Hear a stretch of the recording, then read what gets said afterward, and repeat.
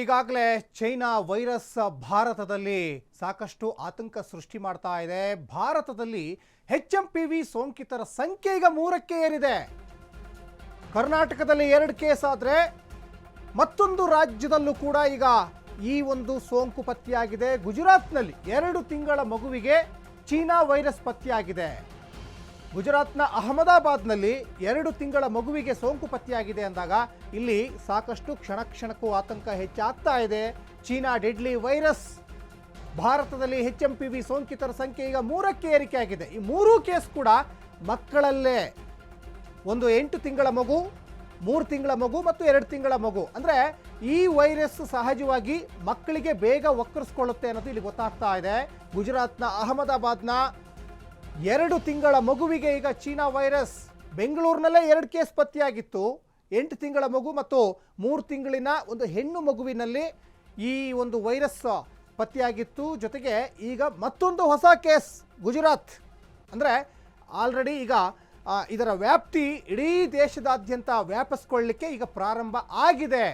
ರಣಕೇಕೆ ಹಾಕಲಿಕ್ಕೆ ಎಲ್ಲ ರೀತಿಯಾದಂತಹ ಸಿದ್ಧತೆಯನ್ನು ಮಾಡಿಕೊಂಡಿದೆ ಈ HMP ವೈರಸ್ ಅನ್ನೋದು ಇಲ್ಲಿ ಗೊತ್ತಾಗ್ತಾ ಇದೆ. ಹಾಗಾಗಿ ಆರೋಗ್ಯ ಇಲಾಖೆ ಅಧಿಕಾರಿಗಳು ಸಭೆಗಳ ಮೇಲೆ ಸಭೆಯನ್ನು ಮಾಡ್ತಾ ಇದ್ದಾರೆ. ಜೊತೆಗೆ ಈ ವಿಶ್ವ ಆರೋಗ್ಯ ಸಂಸ್ಥೆ ಮತ್ತು ಈ ಚೀನಾ ಆರೋಗ್ಯ ಸಚಿವಾಲಯ ಜೊತೆಗೆ ಸಂಬಂಧಪಟ್ಟಂತಹ ಭಾರತದ ಬೇರೆ ಬೇರೆ ಈ ಆರೋಗ್ಯ ಇಲಾಖೆಯ ಅಧಿಕಾರಿಗಳ ಜೊತೆಗೇನು ಕೂಡ ಕೇಂದ್ರ ಆರೋಗ್ಯ ಇಲಾಖೆ ನಿರಂತರವಾದಂಥ ಸಂಪರ್ಕದಲ್ಲಿದೆ.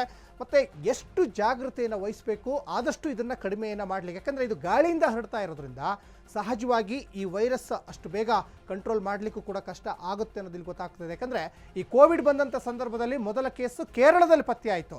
ಕೇರಳ ತಾನೇ ನಾವು ಕರ್ನಾಟಕದಲ್ಲಿ ಸೇಫ್ ಆಗಿದ್ದೀವಿ ಅಂತ ಹೇಳ್ತಾ ಇದ್ದ ಹೊತ್ತಲ್ಲೇ ಕರ್ನಾಟಕದಲ್ಲಿ ಪತ್ತೆ ಆಯಿತು.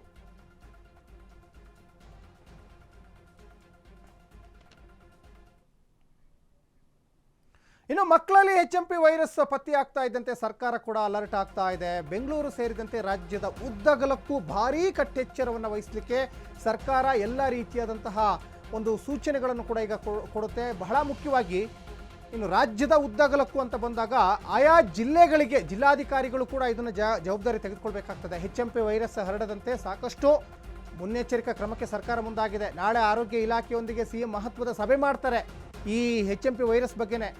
ಬಜೆಟ್ ಸಂಬಂಧದ ಸಭೆಯಲ್ಲಿ ವೈರಸ್ ಬಗ್ಗೆ ಪ್ರಸ್ತಾಪ ಆಗುವಂತಹ ಸಾಧ್ಯತೆ ಕೂಡ ಉಂಟು. ನಾಳೆ ಆರೋಗ್ಯ ಇಲಾಖೆಯೊಂದಿಗೆ CM ಮಹತ್ವದ ಸಭೆಯನ್ನು ಮಾಡ್ತಾರೆ. ಆ ಸಭೆಯಲ್ಲಿ ಹೇಗೆ ಕಂಟ್ರೋಲ್ ಮಾಡಬೇಕು, ಕೋವಿಡ್ ಬಂದಂಥ ಸಂದರ್ಭದಲ್ಲಿ ಎಷ್ಟೆಲ್ಲ ಸಫರ್ ಆಗಿದ್ರು ಜನ, ಮರಣ ಮೃದಂಗ ಬಾರಿಸಿತ್ತು.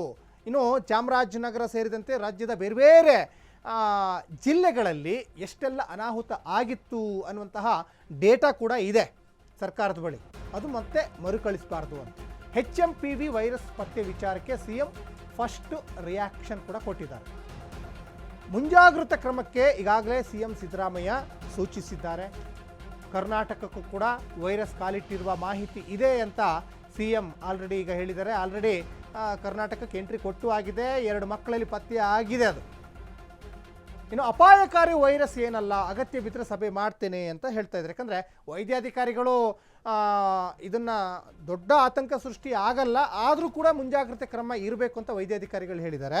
ಇಲ್ಲಿ ಬಹಳ ಮುಖ್ಯವಾಗಿ 0.78% ಅಂದರೆ 100ಗೆ 100% ಇದು ಎಫೆಕ್ಟ್ ಇಲ್ಲ, 0.78% ಎಫೆಕ್ಟ್ ಆಗುತ್ತೆ. ಬಹಳ ಮುಖ್ಯವಾಗಿ ಮಕ್ಕಳಲ್ಲಿ, ವಯೋವೃದ್ಧರಲ್ಲಿ ಇದು ಜಾಸ್ತಿ ಆಗುತ್ತೆ ಅನ್ನೋದಿಲ್ಲಿ ಗೊತ್ತಾಗ್ತಾ ಇದೆ. ಸಹಜವಾಗಿ ಈ ಕೋವಿಡ್ ಬಂದಂಥ ಸಂದರ್ಭದಲ್ಲಿ ಏನೇನೆಲ್ಲ ರೋಗ ಲಕ್ಷಣಗಳು ಬಂದಿದ್ದು, ಗಂಟ್ಲು ನೋವು ಬಂದಿತ್ತು, ಕೆಮ್ಮು, ಶೀತ, ಎದೆ ನೋವು, ಉಸಿರಾಟದ ಸಮಸ್ಯೆ ಎಲ್ಲವೂ ಕೂಡ ಯಥೇಚ್ಛವಾಗಿ ಬಂದಿತ್ತಲ್ಲ, ಸೇಮ್ ಟು ಸೇಮ್ ಲಕ್ಷಣ ಬರ್ತಾ ಇದೆ.